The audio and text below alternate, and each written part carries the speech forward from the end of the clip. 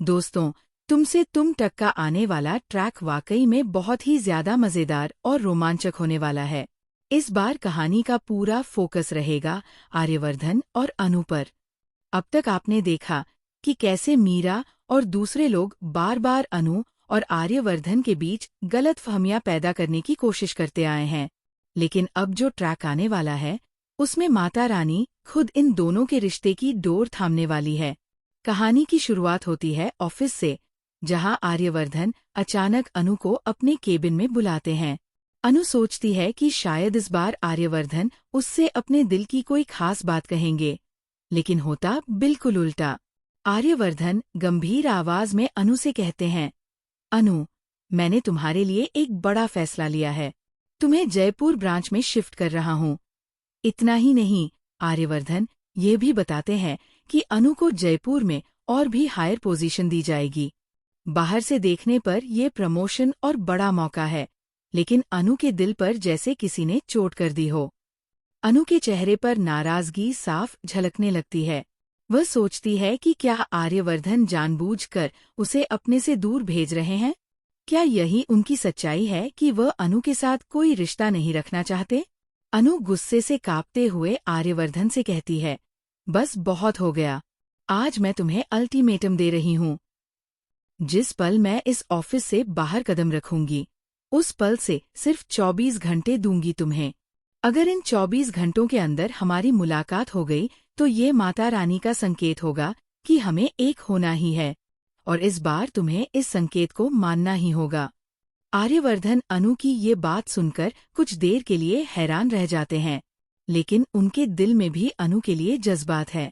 वह धीरे से कहते हैं, ठीक है अनु, अगर माता रानी चाहेंगी तो मैं इस रिश्ते को स्वीकार करूंगा। दोस्तों, यही से शुरू होता है सबसे बड़ा सस्पेंस और ट्विस्ट।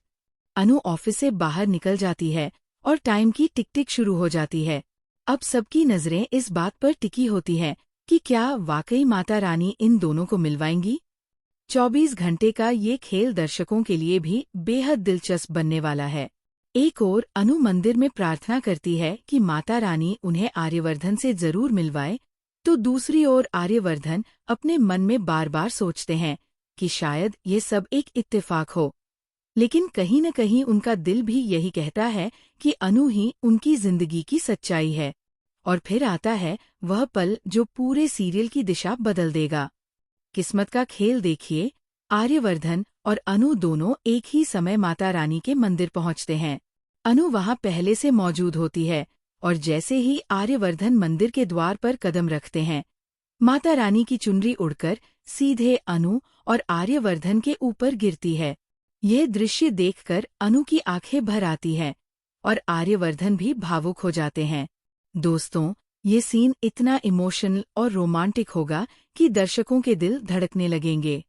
माता रानी का ये आशीर्वाद साफ संकेत होगा कि अब आर्यवर्धन और अनु का रिश्ता सिर्फ एक इत्तेफाक नहीं, बल्कि किस्मत की लिखी हुई कहानी है।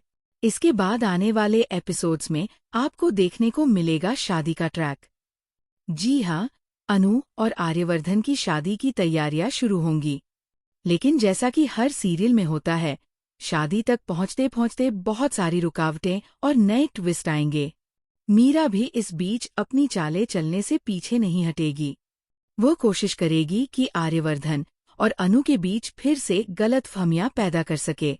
लेकिन इस बार माता रानी का आशीर्वाद इन दोनों के साथ होगा, और यही कारण होगा कि चाहे कितनी भी मुश्किलें क्यों न आए, आर्यवर्धन और अनु का रिश्ता टूटेगा नहीं।